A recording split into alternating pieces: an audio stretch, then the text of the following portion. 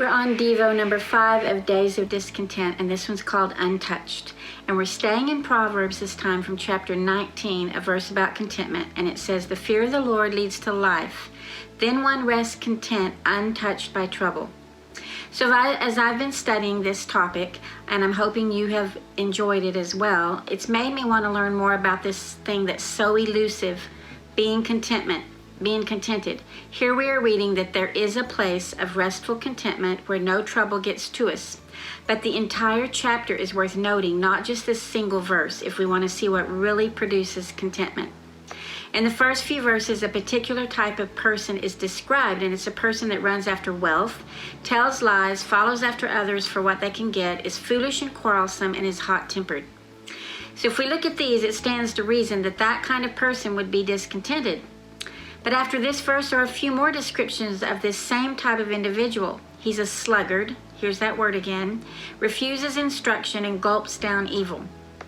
Now hopefully we don't find ourselves bearing all of those qualities, but perhaps we do see a few that stand out strong. Maybe we incite arguments among relatives, or we think about how to gain wealth and status more than anything else. Or we could find ourselves never seeking to be instructed, but rather wanting to be the instructor. It seems that all of these characteristics are buried in a lifestyle where it's all about me.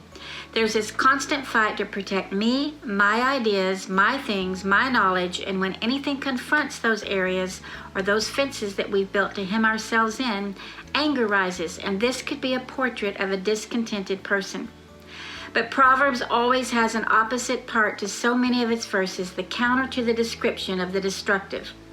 So let's look at the description of the contented person. One who gets wisdom and cherishes understanding, is patient and overlooks offenses, keeps God's commandments, is kind to the poor, disciplines their children and listens to advice, and disciplines themselves and fears the Lord. That's the portrait of contentment.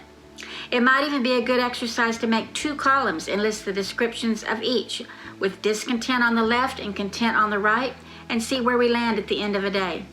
It might be interesting to note this for a month and realize the connection between the days of discontent and the days of contentment, to see which types of days we experience the most and perhaps see a pattern in our behavior and attitudes. One way I know that breeds discontentment in me is when my schedule and order is interrupted. I can become snappy and rude, tense, and only seeing what's in front of my face, never observing God's handiwork or operating in patience with my husband in particular. If I don't recognize and stop and breathe, then discontentment rules. It's good to take note of what disrupts our contentment. So let's go back to the verse. The fear of the Lord leads to life. Then one rest content, untouched by trouble. And the word trouble is better translated as evil. A contented person is not touched by evil. A contented person sleeps well at night because his or her mind is at rest. A contented person lives life to the fullest.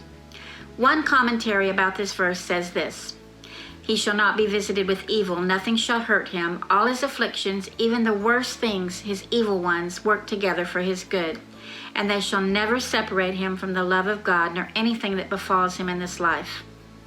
The new year is well on its way, so have we spent the first few days feeling content? And what made us feel this way? Or have we felt mostly discontented? We make evaluations all the time of employers and employees, food in restaurants, or reviews of trips that we take. Our children are evaluated with grades and placed on teams according to their abilities.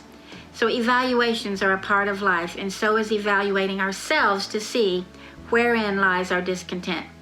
Then we have a choice to move forward into life, to sleep contentedly, and to be untouched by evil.